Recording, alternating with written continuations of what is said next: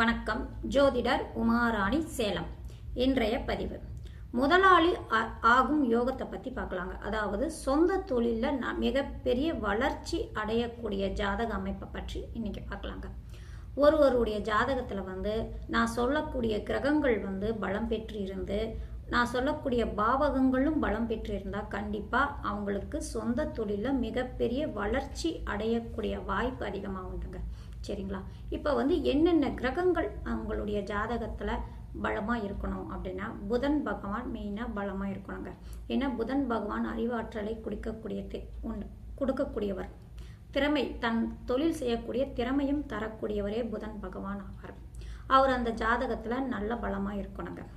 அடுத்தது சனி பகவான். சனி பகவான் ஒரு தொழில் செய்கிறாங்க அப்படின்னா அந்த தொழில் எந்த அளவுக்கு நடக்கும், அவங்களுக்கு கீழே வேலை செய்யக்கூடிய தொழிலாளர்கள் அவங்களுக்கு நம்பிக்கையாக இருப்பாங்களா அப்படின்னா சனி பகவானும் அவங்களுக்கு நல்ல அமைப்பில் இருக்கணும். சரிங்களா? அடுத்தது குரு பகவான். குரு தனத்துக்கு காரகர் அப்படிங்கிறதுனால அவங்கள எந்த அளவுக்கு அவங்க முதலீடு போட்டு லாபத்தை ஈட்டக்கூடிய அமைப்பு இருக்கணும் அப்படின்னா அவங்களுக்கு கிடைக்கணும் அப்படின்னா அவங்களுக்கு குரு பகவான் நல்ல அமைப்பிலும் இருக்கணும். அடுத்தது சூரிய பகவான். நிர்வாக திறமையும் ஆற்றலையும் தைரியத்தையும் கொடுக்கக்கூடிய அமைப்பு சூரிய பகவானுக்கு உண்டு. அதனால இப்போ புதன், சனி, குரு, சூரியன் இவங்கெல்லாம் அந்த ஜாதகத்துல எந்த விதத்திலையும் பாதிக்கப்படாம கேந்திர திரிகோண ஸ்தானத்துல பலம் பெற்று இருந்தாலே போதும். ஓரளவு அவங்களுக்கு சொந்த தொழில் செய்து வளர்ச்சி அடையக்கூடிய வாய்ப்பு அதிகமா உண்டு அப்படின்னு எடுத்துக்கலாம். சரிங்களா? அது மட்டும் இல்லைங்க, இது உங்களோட எந்தெந்த பாவங்கள் சம்பந்தப்பட்டா திறமை அதிகமாக இருக்கும். பெரிய பெரிய தொழிற்சாலைலாம் வச்சு பெரிய இடத்துல பெரிய விஷயமா செய்கிறாங்க இல்லைங்களா, பெரிய பெரிய நிர்வாகங்கள்லாம் நடத்துகிறாங்க இல்லைங்களா, அவங்களுக்கெல்லாம் பாருங்கள் இந்த நான் சொல்லக்கூடிய பாவகங்கள் சம்பந்தப்பட்டு இந்த கிரகங்கள், காரக கிரகங்களான புதன், சனி, குரு, சூரியன் அவர்களோட சம்பந்தம் ஏற்பட்டுருந்தா, அவங்களுடைய திசா புத்தி திசை நடக்குது அப்படின்னா, தொடர்ச்சியாக நடக்குதுன்னா அவங்க தாங்க மிகப்பெரிய தொழில் வச்சு அவங்க பெரிய முதலாளியாக இருக்கக்கூடிய வாய்ப்பு அவங்களுக்கு அதிகமாக இருக்குங்க. சரிங்களா? அது என்னென்ன பாவத்தோட நான் சொல்லக்கூடிய கிரகங்கள் சம்பந்தம் ஏற்படணும் அப்படின்னா இப்போ நான் வரிசையாக ஒன்றுனா சொல்லிட்டு வரேன். சரிங்களா?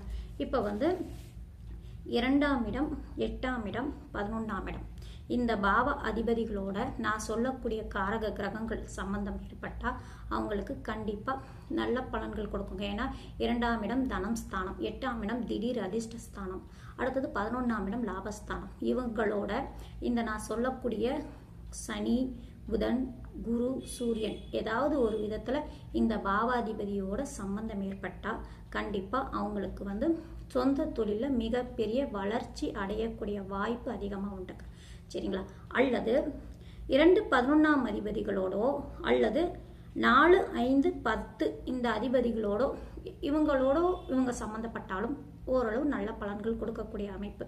அல்லது 2, 11ஆம் அதிபதிகள் தங்களுக்குள் பரிவர்த்தனை ஆகியோ இணைந்தோ அல்லது 4, 5ஆம் அதிபதிகள் சம்பந்தம் ஏற்பட்டோ இந்த மாதிரி அமைப்பில் 2, 11ஆம் அதிபதிகளோட 4, 5ஆம் அதிபதிகள் சம்பந்தம் ஏற்பட்டாலும் அவங்களோட நான் மேலே சொன்ன கிரகங்கள், காரக கிரகங்கள் இவங்களோட சம்பந்தம் ஏற்பட்டாலும் கண்டிப்பாக அவங்களுடைய திசா காலங்களில் அந்த ஜாதகர் சொந்த தொழில் செஞ்சு மிகப்பெரிய லாபத்தை ஈட்டக்கூடிய அமைப்பு அதிகமாக உண்டுங்க. சரிங்களா?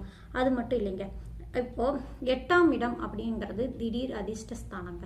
இந்த திடீர் அதிர்ஷ்டம் அப்படிங்கிறது வெளிநாட்டில் இவங்க ஏதாவது ஏற்றுமதி இறக்குமதி அது மாதிரி பிஸ்னஸ் ஏதாவது செஞ்சாலும் இங்கே நான் சொன்ன காரக கிரகங்கள் அந்த 8ஆம் அதிபதியோட சம்பந்தம் ஏற்பட்டு 8ஆம் அதிபதி எந்த விதத்திலையும் பாதிக்கப்படாமல் திசா நடந்தாலும் காலகட்டத்திலும் அவங்களுக்கு நல்ல லாபத்தை ஈட்டக்கூடிய வாய்ப்பு அதிகமாக உண்டுங்க. சரிங்களா? இந்த அமைப்பெல்லாம் இருந்தாலும் அவங்களுக்கு 10ஆம் இடம் எந்த அளவுக்கு இருக்குன்னு பாருங்கள். 10ஆம் இடம் ஜீவனஸ்தானம், தொழில் ஸ்தானங்க. 10ஆம் அதிபதியும் எந்த விதத்திலையும் பாதிக்கப்படாமல் இந்த காரக கிரகங்கள் அந்த 10ஆம் இடத்தோட சம்பந்தம் ஏற்பட்டு திசைகள் நடக்குது அப்படின்னா அந்த காலகட்டத்திலும் கண்டிப்பாக அவங்க சொந்த தொழிலில் மிகப்பெரிய வளர்ச்சி அடையக்கூடிய வாய்ப்பு, லாபத்தையும் அதிகமாக ஈட்டக்கூடிய வாய்ப்பு அதிகமாக உண்டுங்க. சரிங்களா? இப்போ இந்த கிரகங்கள் எந்த விதத்திலையும் பாதிக்கப்படாமல் இருக்கணுங்க. சரிங்களா?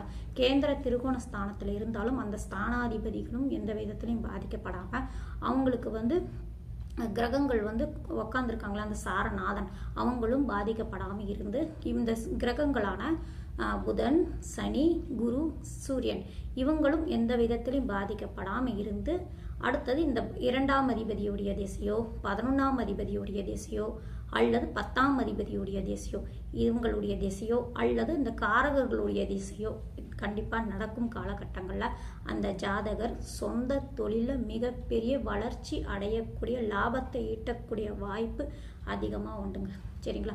மெயினாக லக்னாதிபதி எந்த நிலையில் இருக்காங்கன்னு பாருங்கள். லக்னாதிபதி எந்த விதத்திலையும் பாதிக்கப்படாமல் இருக்கணுங்க. நல்ல பலம் பெற்று இருந்து இந்த திசைகள் நடக்குது அப்படின்னா, இந்த கிரகங்கள் இந்த பாவத்தோட சம்பந்தப்பட்டு திசைகள் நடக்குதுன்னா கண்டிப்பாக அவங்க சொந்த தொழிலில் நல்ல பலன்கள் அடையக்கூடிய வாய்ப்பு அதிகமாக உண்டு. அவங்க தாங்க, அதாவது தொழிலாளர்களை வச்சு ஒரு 10-20 பேரை வச்சு தொழிலாளர்களை அவங்களுக்கு நம்பிக்கையான ஆளுங்களாக கிடைச்சி அவங்க தொழிலில் வளர்ச்சி அடையக்கூடிய முதலாளி ஆகக்கூடிய யோகமான காலமாகவே இந்த காலகட்டத்தில் இந்த திசா காலங்களில் அவங்களுக்கு கிடைக்க வாய்ப்பு அதிகமாக உண்டு. சரிங்களா? மெயினாக முதலாளி ஆகணும், நல்ல பெரிய இடமா, அதாவது பெரிய இடம் வச்சு அது தொழில் செய்கிறாங்க, நிறைய ஆள்கள் வச்சு தொழில் செய்கிறாங்கன்னா அவங்களுக்கெல்லாம் பாருங்கள், நான் இப்போ சொன்ன அமைப்பில் இந்த கிரகங்கள்லாம் பலம் பெற்று இந்த பாவத்தோடு சம்மந்தப்பட்டு திசை நடக்குது பட்சத்தில் மட்டும்தாங்க அவங்க இந்த சொந்த தொழிலில் மிகப்பெரிய வளர்ச்சி அடைகிறாங்க. சரிங்களா? நன்றி, வணக்கம்.